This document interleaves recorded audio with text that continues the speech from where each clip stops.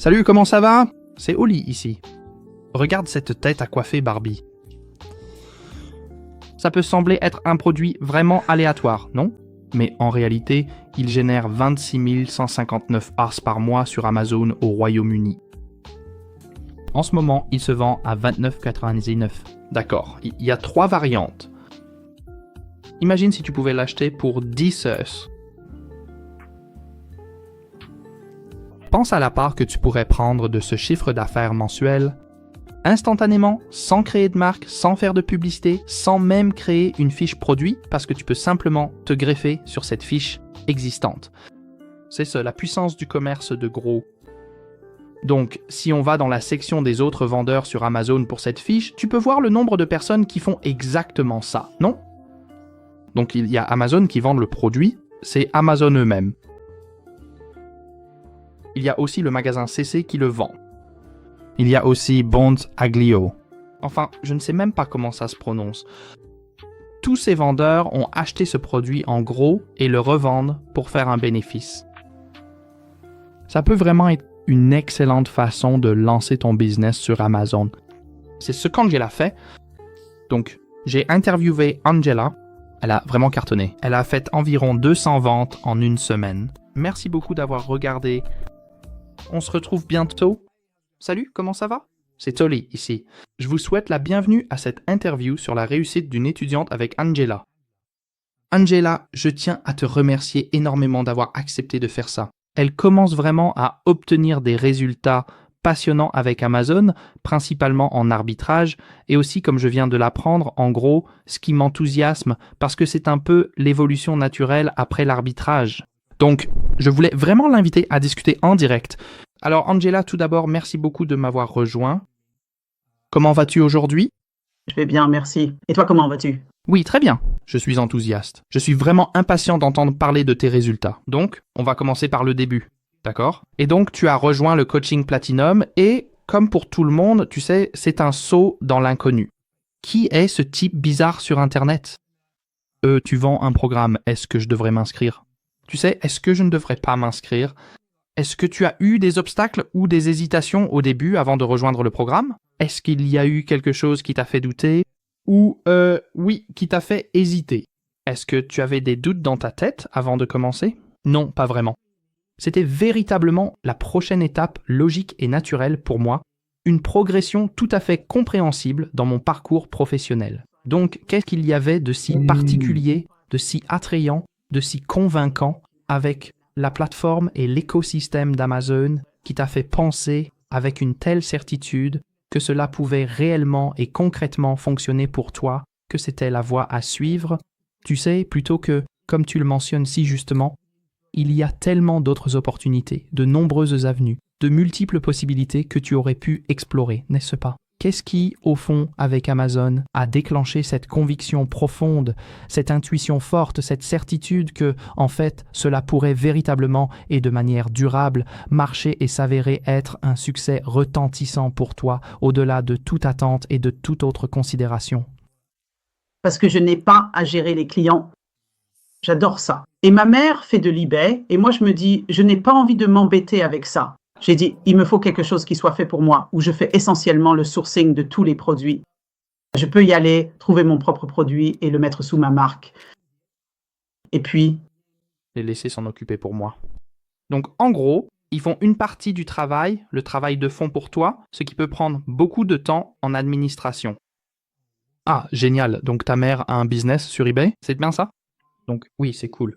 Donc ça a probablement rendu les choses un peu plus concrètes, non? Parce que tu vois ta mère, mais elle part au bureau de poste et doit gérer les gens bizarres sur eBay. Oui, c'est vrai, des cinglés, hein? Il y en a beaucoup. Maman, je ne sais pas comment tu fais, mais ce n'est pas pour moi. Désolé, oui, elle doit avoir une forte volonté. Elle fait aussi des vides-greniers, donc elle adore tout cet univers-là. Et moi, je lui dis, ce n'est pas pour moi, maman. Désolé, non. D'accord. Donc tu aimais Amazon parce que, eh bien, tu envoies les articles à l'entrepôt. Et donc, as-tu déjà eu affaire à des clients sur Amazon jusqu'à présent? Seulement pour la facturation. D'accord, c'est facile. Donc mon système m'indique que quelqu'un a besoin d'une facture et tu cliques juste sur un bouton. C'est tout, vraiment. C'est bien. Très bien. Alors, regardez, les gens qui regardent cette vidéo se disent, oh, d'accord, mais alors voyons ce qu'Angela a fait. Donc, donne-moi un résultat. Je suis curieux de savoir ce que tu as fait le mois dernier, car c'est probablement le plus intéressant. Dis-moi quel résultat tu as eu au cours du dernier mois, les 30 derniers jours. D'accord. Alors, mon 4e trimestre était mon tout premier 4e trimestre. Je n'ai commencé à faire ça qu'en juillet, en arbitrage. Donc, j'ai fait environ 2600 $ de vente. Et puis, j'ai eu un bénéfice d'environ 950 $ à peu près. Et oui, j'étais choquée parce que tout le monde parle du 4e trimestre, le 4e trimestre, le 4e trimestre. Et moi, je me disais, je ne me prépare pas vraiment pour le 4e trimestre parce que je n'achète pas vraiment de produits saisonniers. Je vais juste acheter mes produits habituels, continuer à les mettre en vente et on verra comment ça se passe. Oui, ça a marché. Tout le monde a tout acheté. Et je me suis dit, waouh, ok, c'est une vraie chose. C'est une chose réelle. Janvier, nous arrivions à la fin du mois de janvier. Maintenant, je ne pensais pas que j'aurais des ventes. Évidemment, je ne regarderai jamais le 4e trimestre et l'apprentissage en regardant janvier. Mais janvier s'est également plutôt bien passé. C'était lent, mais c'était régulier. Et beaucoup de choses sont sorties. J'ai donc ajouté beaucoup plus d'inventaire à mes produits. Et ils se sont très bien passés aussi. Waouh, alors tu l'as fait. 2600 et ça continue en janvier et février semble plus gros, n'est-ce pas? Parce que tu as fait du réapprovisionnement, n'est-ce pas? Ce mois-ci, oui, il y a environ 900 articles en stock. Et certains d'entre eux sont des trucs que j'ai déjà vendus, qui se vendent très bien, et certains d'entre eux sont de nouveaux morceaux. Parce que j'ai trouvé un autre nouveau grossiste en ligne. C'est comme, oups, voilà, c'est ça. Oui, on a fait un peu d'arbitrage. Alors, en quoi ça consistait? Quel est le processus? En gros, le dimanche, parce que je travaille à temps plein de 9 à 5. Donc, le dimanche, je fais le tour des magasins et je commence simplement à ramasser des articles et à les scanner. À l'insu de mon mari et de ma fille, qui pensaient qu'on allait faire les courses, alors qu'en fait, je faisais mes propres achats. Donc, en gros, je prenais tout et n'importe quoi et je scannais juste pour voir si ça allait me donner un bon retour sur investissement. Que ce soit un produit de marque de distributeur, combien de personnes vendaient ce produit? Et il y a différentes variantes sur lesquelles je me suis déjà fait avoir une fois, plus jamais, parce que je n'avais pas réalisé que le chiffre qu'on m'avait donné concernait toutes les variantes confondues. Mais oui, c'était juste prendre des articles et les mettre dans mon panier. Mais c'est exactement comme tu le dis. Pour la marque de distributeur, je ne teste que des lots de ces produits, donc j'en achèterai peut-être seulement 20. Et je les envoyais simplement pour voir comment ça se passait avant de commencer à acheter des centaines d'unités de certains produits. Mais oui, maintenant, j'ai le commerce de gros. J'ai 2 grossistes avec qui je travaille. J'achète directement par centaines.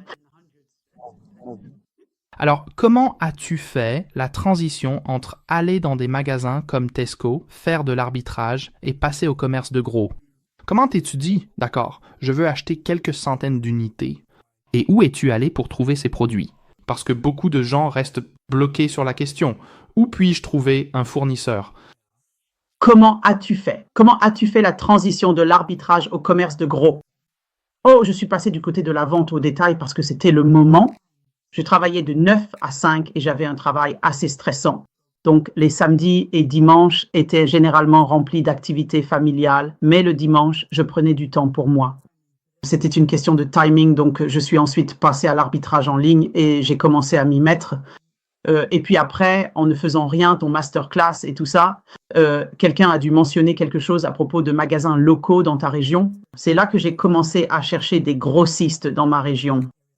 Et j'en ai trouvé pas mal et j'en ai contacté quelques-uns. Parce que beaucoup d'entre eux ont des critères assez stricts, comme oui, il faut être une société à responsabilité limitée, il faut avoir un site web, etc. Donc je n'ai pas vraiment approché ceux-là, même si je suis une société à responsabilité limitée. Je ne suis pas enregistrée à la TVA. Mais j'ai trouvé des grossistes locaux qui avaient un seuil très bas. Et tu pouvais aussi simplement y aller sur place, pas seulement en ligne. Et puis, en gros, j'ai eu une bonne dose. C'était comme une confiserie. Je scannais plein de produits dans cette zone. Donc, j'utilisais celui-là très régulièrement et j'en ai trouvé un autre en ligne aussi. Et je me disais que je n'avais plus besoin de faire du retail. Je fais juste du gros, ça me va. Et je télécharge aussi leurs fiches produits et je les ajoute à mon outil. Donc, en gros, je fais ça, je laisse l'outil faire le travail pour moi. Et en gros, ça me dit si ces produits sont bons ou pas. Je n'ai pas besoin de rester là à passer en revue chaque produit sur leur site, tu vois. Donc, tu as littéralement juste cherché sur Google, genre grossiste près de chez moi, puis tu en as trouvé un et tu y es allé. Oui, pas seulement Google, mais aussi Google Maps. Tu fais la recherche sur Google Maps en tapant grossiste près de chez moi et ça te donne une liste d'eux. Et tu peux simplement les appeler et demander si tu peux venir, si c'est ouvert, ou est-ce qu'il y a un montant minimum à dépenser, et ainsi de suite. La plupart sont contents de te parler et j'entends toujours des gens dire « Oh, mais ils ne laissent pas entrer les gens si tu fais de l'Amazon. » Ne leur dis pas. Ouais, ils n'ont pas besoin de le savoir. Demande-leur en fait. Tu ne mentionnes pas ton point de vente. Tu dis juste « j'ai besoin d'un lot de produits ». Le truc, c'est qu'ils n'ont pas besoin de le savoir. Ils n'ont pas besoin de le savoir. Tant que tu leur donnes de l'argent et que tu achètes leurs trucs, ça leur va, non? C'est exact. C'est bien ça. Et la plupart du temps, je le fais comme je l'ai dit, je travaille. Donc, pendant ma pause déjeuner, je suis sur leur site web, je passe plein de commandes, je mets tout dans le panier. Et comme c'est local, je peux aller le récupérer en voiture. Donc, je n'ai pas à payer la livraison. C'est à peine 5 minutes de route pour moi. L'autre, je le fais livrer parce qu'ils sont à Manchester, mais ils livrent le lendemain et le prix est assez raisonnable. Donc, pour optimiser ma stratégie commerciale et rendre mes produits plus attractifs, je procède à une répartition minutieuse et stratégique de l'intégralité des coûts de livraison directement sur le prix de vente de chaque article. Cette approche me permet de proposer des prix finaux qui, bien qu'incluant ces frais, restent compétitifs et incitent davantage les clients à finaliser leurs achats. L'objectif principal de cette méthode est d'accroître de manière significative le volume de mes ventes, en rendant l'offre plus alléchante et en éliminant les frais de port apparents qui pourraient dissuader certains acheteurs potentiels. En augmentant considérablement mes revenus grâce à cette stratégie de vente optimisée, j'espère atteindre une stabilité financière suffisante pour pouvoir, à terme, me libérer des contraintes d'un emploi salarié traditionnel, c'est-à-dire quitter mon travail de 9 à 5 et me consacrer entièrement à mon entreprise, en toute autonomie et avec une flexibilité totale.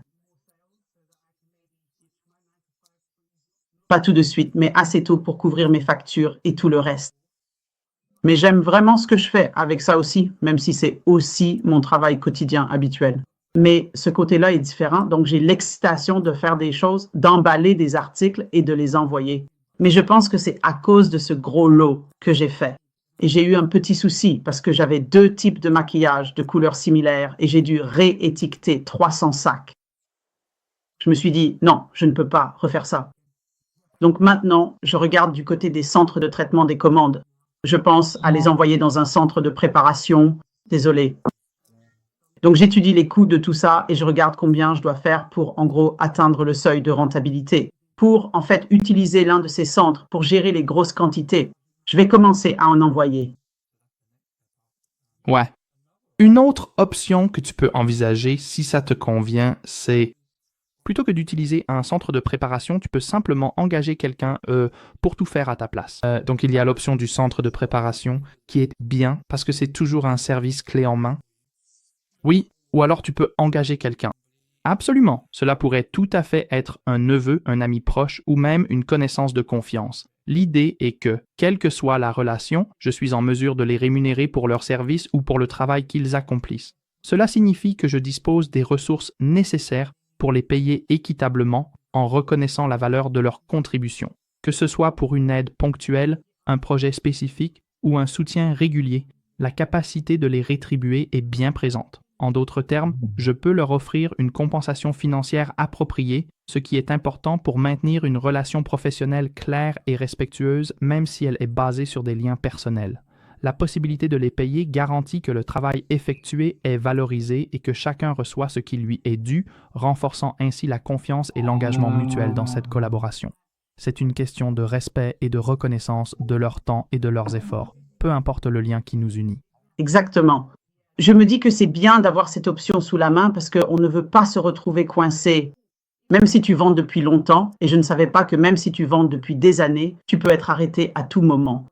Je me dis, ah bon, je veux dire, c'est peu probable, mais ça peut arriver. C'est bien de l'avoir. Ouais, j'ai les factures. Donc en général, je les envoie simplement. En général, ça prend 2 secondes pour lever la restriction de toute façon. Une fois que tu as une facture avec les bonnes infos. Ça marche car tous les autres sont en direct. J'envoie juste les factures et c'est réglé en 1 seconde. Donc je me dis, c'est bon. C'est ça. Ouais, dans n'importe quel business, tu veux protéger tes arrières, non? Une autre option est eBay. Vous pouvez toujours vendre vos affaires sur eBay. Je suis sûr que ta mère t'aidera à y parvenir. Ouais. Voilà, nous allons nous en occuper.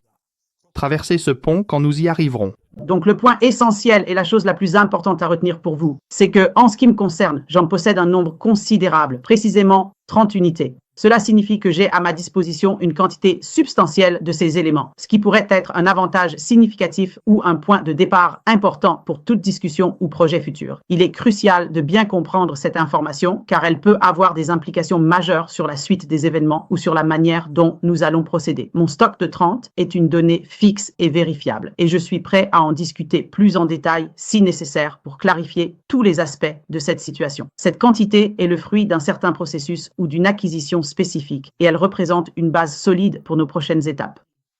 30. Droite, ouais. Comment l'entreprise changerait-elle si ce chiffre quadruplait si vous en aviez 120? Je veux dire, finir. Je pense que je finirai mon travail parce que, oui, c'est ça, c'est le lendemain.